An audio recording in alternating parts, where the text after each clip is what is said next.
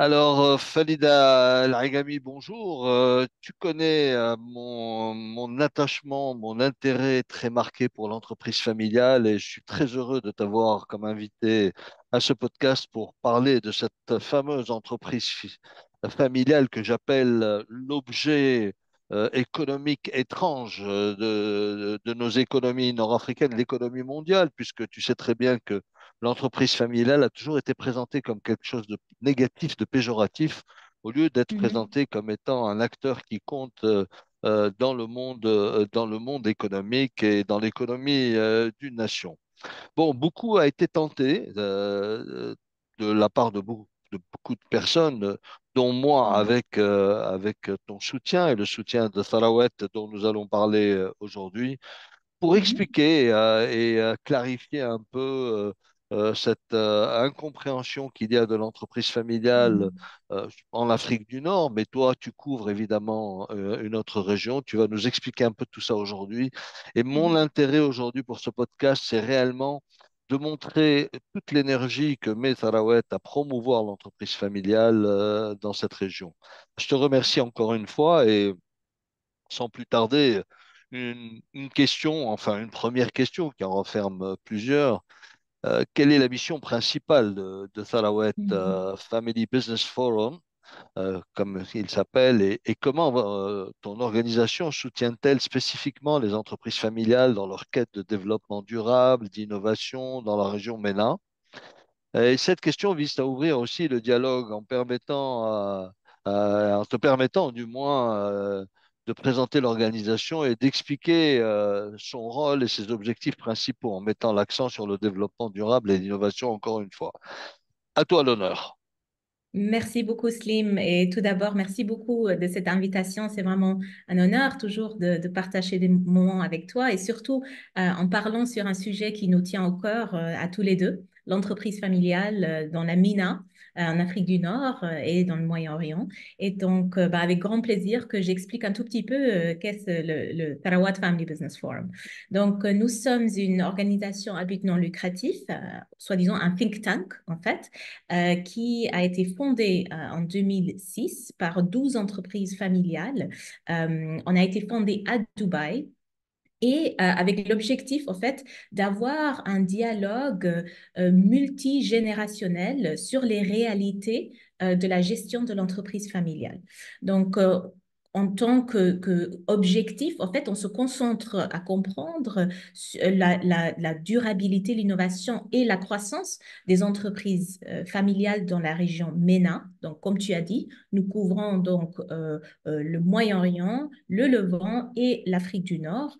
Et on essaye donc de comprendre en fait leur impact, l'impact des entreprises familiales, leur impact économique et aussi de créer une sorte de réflexion, disons, structurée sur leur avenir. Parce que bien sûr, on peut essayer de comprendre l'historique de l'entreprise familiale, quel était son rôle dans la construction des économies qu'on a aujourd'hui, mais je crois le plus important point, c'est ensuite aussi de tirer des conclusions pour l'avenir de ces entreprises familiales.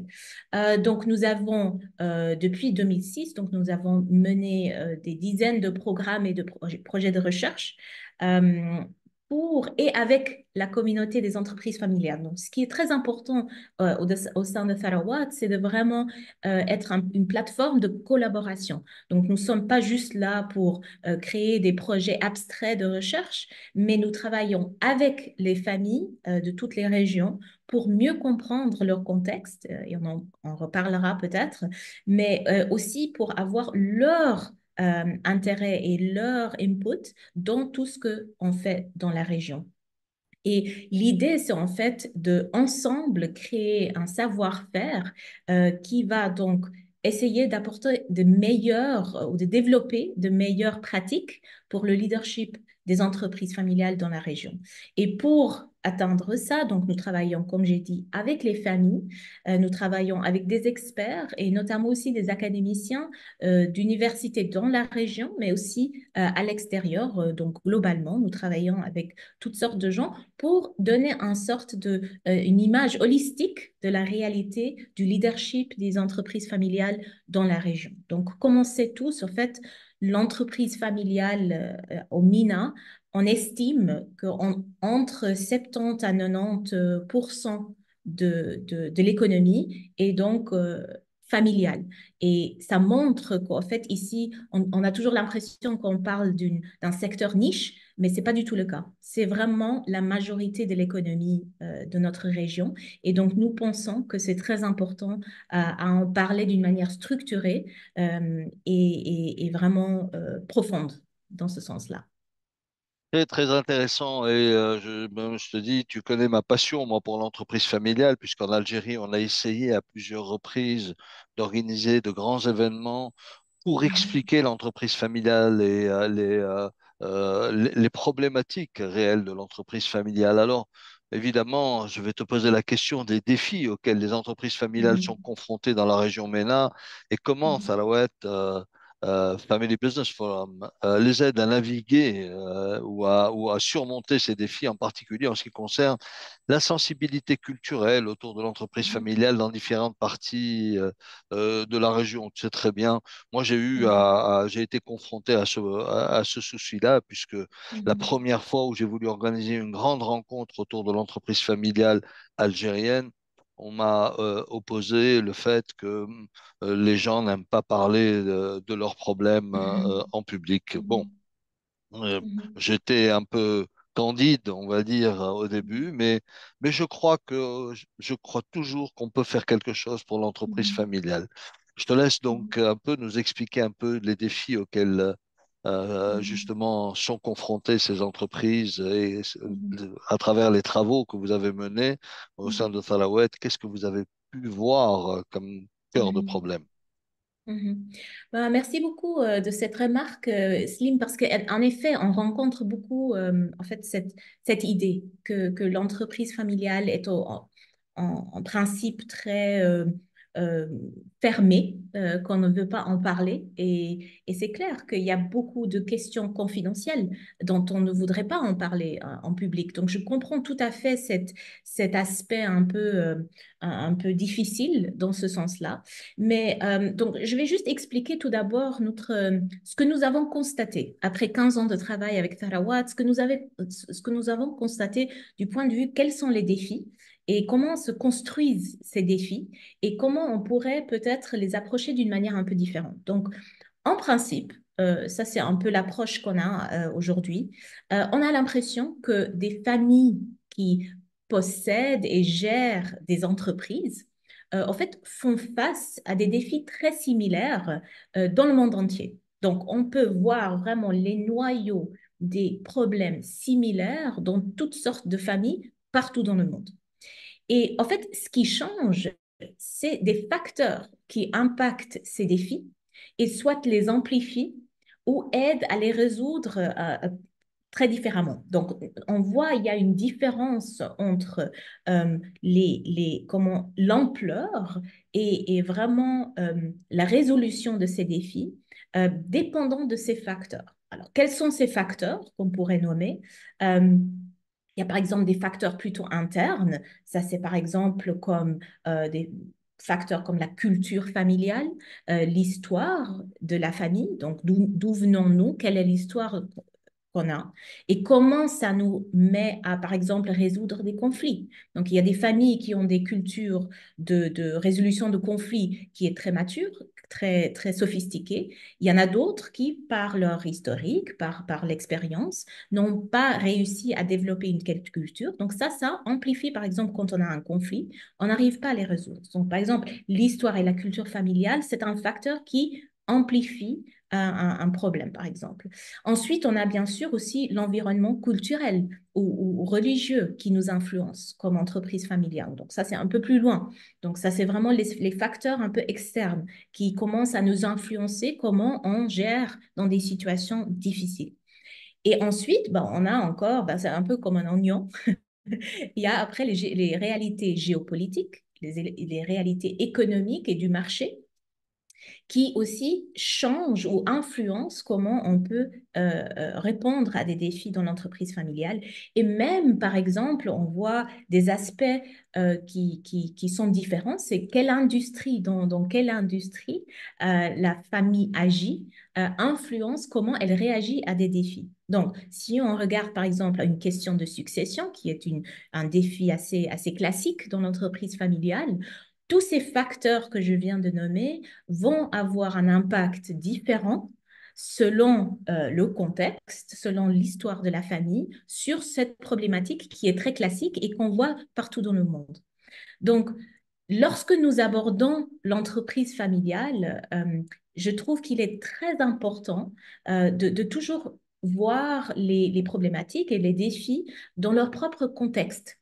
Et même aussi, pas juste le contexte, disons, statu quo, mais aussi dans l'historique et dans la chronologie des événements qui ont mené à ce résultat. Donc, c'est beaucoup plus complexe que ce qu'on pense. J'ai l'impression que de temps en temps, on a l'impression, bah, l'entreprise familiale, tout simplement, elle est lente, elle est traditionnelle, elle n'innove pas, elle... elle n'a pas de succession et tout ça. Mais quand on commence à regarder la complexité de ces défis, en prenant en compte ces facteurs qui l'influencent, on commence à comprendre pourquoi de temps en temps c'est vraiment très difficile. Et en plus, ce qui joue dedans, c'est clair, après, c'est les caractères des individus involvés. Donc, on a certaines personnalités qui vont être par hasard, quelque part, sont mis ensemble à gérer cette entreprise. Et donc là se pose la question, comment vont-ils gérer ensemble? Ont-ils la capacité de gérer ces situations ensemble? Donc, ce que nous essayons de faire à travers de nos programmes, et je peux plutôt décrire un tout petit peu quelques-uns de nos programmes si vous voulez, mais à travers de notre travail, qu'est-ce qu'on veut essayer d'arriver? On veut arriver à quoi? Alors, nous essayons de ne pas juste décrire les défis de l'entreprise familiale, parce que là, il y a plein d'études, plein de bouquins, on peut les trouver partout. Ce que nous essayons de faire, c'est dans le contexte de la MENA, essayer de comprendre ces facteurs qui nous influencent, qui amplifient ou qui aident la résolution de certains challenges ou qui amplifient ces challenges et de nous sensibiliser à ces facteurs et ensuite de soutenir les dirigeants, les leaders de l'entreprise à naviguer ces situations en posant des bonnes questions, en posant des questions positives et menant à des résultats. Et ça, on peut le faire en justement faisant cette plateforme qui est une plateforme de, comme on dit en anglais, give and take. Donc, ce qu'on investit, on reçoit. Et c'est ça un peu l'idée de Sarawat, qui aussi euh, mène à combattre de temps en temps. On a vu ça surtout dans nos programmes de Next Gen, de nouvelle génération de gestionnaires. Euh, il y a une certaine solitude qu'on ne s'attend pas à voir dans l'entreprise familiale parce qu'il y a toujours plusieurs personnes. Mais il peut y avoir un sentiment de solitude et avec des programmes autour de ces questions, on essaye de combattre ça en plus. C'est super, mais c'est en droite ligne avec véritablement ma compréhension un peu de la problématique. Alors moi j'avais, puisque tu as parlé de positivité, de choses positives, alors peux-tu partager avec nous quelques exemples concrets de succès réalisés par Tarawet ou de projets marquants, Mhm. évidemment initiés par Tarawet, qui ont eu un impact vraiment véritablement significatif sur les entreprises ou sur une entreprise ou plusieurs de la région. Bah, on espère toujours, bien sûr, comme organisation avec une mission, en fait, d'avoir un impact positif. C'est la raison d'être de notre organisation. Mais en concret, je dirais qu'il y a plusieurs éléments de nos programmes qui ont quand même eu un résultat assez important. Euh, De l'un côté, c'est les programmes de networking ou des programmes de communauté, en fait, qu'on a organisés. Donc, ça, c'est à la fois pour des membres de la nouvelle génération et pour des cadres supérieurs dans la région. Et par exemple, on avait organisé des voyages internationaux où on va, avec 25 leaders d'entreprises familiales, on découvre un nouveau pays et on va rendre visite à d'autres entreprises familiales pour comprendre un peu où ils se trouvent, quels sont les défis là-bas. Et ça, par exemple, ce programme, c'était une semaine et on l'a fait pendant, je crois, 6 ans. C'était toujours une semaine et ça a vraiment, premièrement, soudé les participants qui étaient tous venant d'entreprises familiales de la MENA, mais en même temps aussi de nous retrouver dans un contexte nouveau à découvrir. Et ça, c'était vraiment un programme qui s'appelait Continuum, qui est vraiment super. Un autre succès, je dirais, c'est notre plateforme qui s'appelle Women in Family Business. C'est la première plateforme dédiée au leadership féminin dans l'entreprise familiale. Et là, ce qu'on a fait, c'est même qu'on regarde le phénomène à l'échelle mondiale. Donc, on n'essaye même pas de se limiter géographiquement parce qu'on a très vite constaté que, en fait, la situation du leadership féminin, en fait, c'est un phénomène global qui commence à se développer globalement. Donc, on voulait avoir une approche comme ça. Un troisième point, peut-être, qui pourrait être intéressant pour l'audience, c'est qu'au cours de ces dernières 6 années, on a travaillé avec New York University à Abu Dhabi. Et on a développé un projet de recherche qui s'appelle Family Business Histories. Et en fait, c'est un projet qui se centre pour la première fois sur l'histoire économique de notre région, donc de Mina, à travers, en fait, de l'expérience de l'entreprise familiale.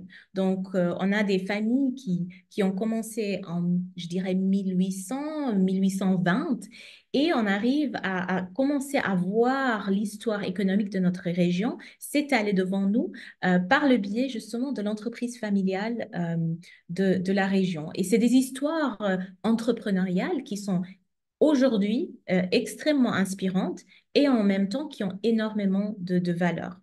Et le quatrième projet que je voudrais vous partager avec vous, c'est un projet sur lequel on travaille en ce moment. C'est un projet de recherche de nouveau qui regarde l'institutionnalisation du capital familial dans la région MENA. Donc, qu'est-ce qu'on veut dire avec ça?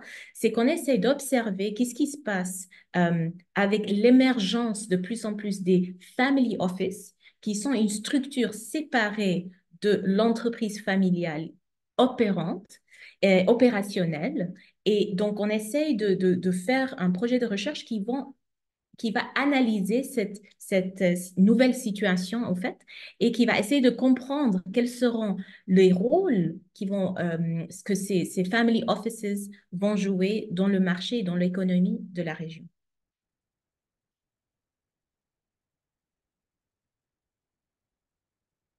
Excuse-moi, j'ai eu une petite interruption. En fait, oui, oui, concernant ces projets, il y avait aussi un projet qui m'intéressait avant d'en venir à la dernière question que je vais te poser. Mhm. C'était Désolée. le projet d'essayer de ramener des familles autour d'un projet d'investissement Mhm. qui puisse être d'un intérêt commun pour les entreprises qui sont assises autour de la table. Et j'avais vu véritablement quelque chose d'extrêmement intéressant qui pouvait Mhm. aboutir. Je pense que ça a commencé, le Covid avait arrêté ça et bon, j'espère que ça reprendra parce que je pense qu'il y a un réel avenir pour cette opportunité. Alors, pour conclure, en fait, j'ai une question extrêmement courte qui est Mhm. relative à la différence qu'il y a dans la région MENA entre le Moyen-Orient et réellement l'Afrique du Nord. Oui. Moi, je perçois réellement une grande différence. Mhm. Oui. D'ailleurs, tu as abordé la question du family office qui Mhm. n'existe réellement pas du tout en Afrique du Nord, alors qu'il est émergent, voire même qui Mhm. commence à être très développé dans la région du Moyen-Orient. Qu'est-ce qui fait qu'au Moyen-Orient, le family office se développe rapidement? Et, euh, et qu'en Afrique du Nord, peut-être on n'a pas suffisamment d'éléments d'appréciation pourquoi Mhm. on n'est pas ça. J'ai une question qui est sous-jacente. Est-ce que les systèmes politiques, est-ce que vous avez travaillé sur l'influence des systèmes politiques sur l'émergence des entreprises familiales et leur développement et leur croissance? Ça, c'est deux questions en une. Et puis, je te laisserai le mot de la fin. Libre à toi de passer un message comme tu l'entends. Et puis, je reviendrai Merci, vers Slim. toi pour te saluer. Parfait, merci Slim. Bah, une question complexe, une question importante, ou deux questions importantes en fait. Donc, la première question en disant les systèmes politiques, je crois que euh, on est en train de commencer à comprendre l'impact des systèmes politiques sur le développement de l'entreprise familiale par le biais de notre projet Family Business Histories. Donc, en fait, ces premiers 6 ans de ce projet, on a passé à collectionner des informations. On a essayé de vraiment rassembler des bases de données de différents data points pour commencer à avoir une vue plus holistique de la situation. Et comme on regarde, en fait, les dernières, je dirais 200 ans de développement économique, je crois qu'on va pouvoir gentiment tirer certaines conclusions du point de vue impact justement de la géopolitique, des systèmes politiques, mais aussi des systèmes économiques, des modèles économiques, comment ça a influencé le succès, la croissance ou la disparition même des entreprises familiales dans la région. Donc là, je vous conseille de rester en contact avec le projet Family Business Histories parce que de plus en plus, on pourra publier des conclusions dans cet espace. Mais pour revenir à ton idée ou à ta question, quelle est la différence entre les entreprises familiales du Moyen-Orient et d'Afrique du Nord? Je dirais bien sûr, par exemple, le Family Office, c'est très clair.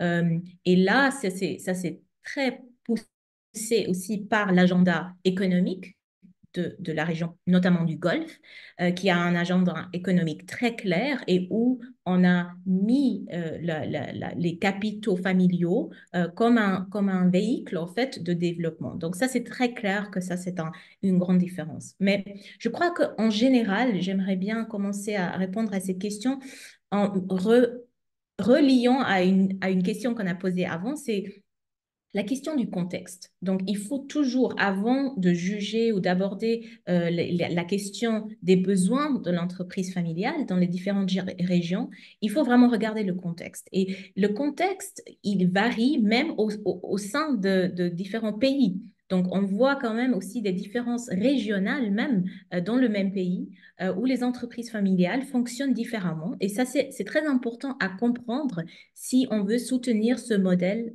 économique. Donc, par exemple, deux facteurs qui me viennent directement pour voir la différence entre le Moyen-Orient et l'Afrique du Nord. Par exemple, la diversification assez précoce, en fait, de l'entreprise que nous trouvons beaucoup dans le Golfe. Donc, c'est vraiment dans les premiers 10 ans de l'existence de l'entreprise, on voit déjà une énorme diversification, même sectorielle. Euh, Par contre, on voit beaucoup plus en Afrique du Nord un sorte de, disons, un accent industriel beaucoup plus profond. Donc, on a une connaissance industrielle très profonde et très complexe et beaucoup moins disons, de diversification assez tôt dans l'entreprise. Donc, ça, par exemple, si on réfléchit aux situations et comment ça influence une famille, c'est une très grande différence. S'il y en a un portfolio de 5 entreprises dans 5 différents secteurs ou s'il y en a une entreprise dans un secteur bien profond. Donc, ça, c'est déjà une grande différence. Une autre différence, c'est un peu, c'est moins stratégique, c'est plus démographique, c'est la taille des familles. Donc, par exemple, si on regarde dans le Golfe, on a quand même encore beaucoup de familles qui peuvent, en troisième génération, avoir 100 ou 150 membres de famille directs, donc de troisième génération. Et ça, quand même, on voit beaucoup moins en Afrique du Nord. Donc là, par exemple, il y a une facilité, en fait, en comparaison de devoir gérer 150 personnes, de gérer, disons, 30 personnes, c'est un peu plus facile, normalement.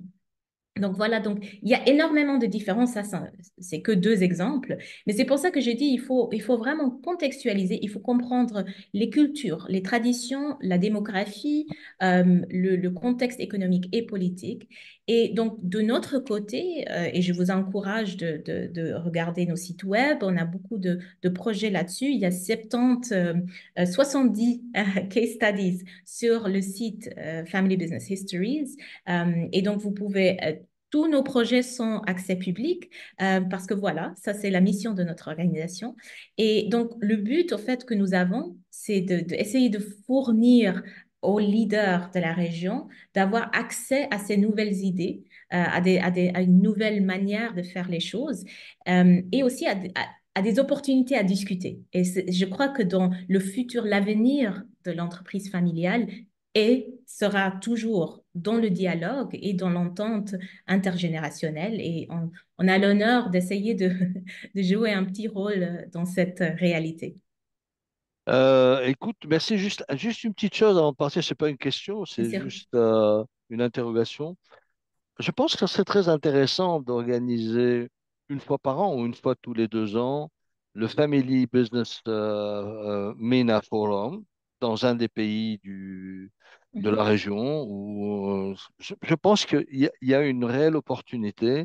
Ça va attirer les gens vers cela, ça va aussi attirer des académiciens et ça va éclairer Absolument. aussi aux yeux des pouvoirs publics des pays sur l'importance de l'entreprise familiale.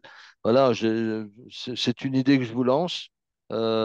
J'espère qu'on pourra peut-être y travailler tous ensemble. Avec plaisir, Et je avec te plaisir. remercie beaucoup pour cette intervention. À bientôt Merci et à au toi, Sylvie. plaisir. À bientôt.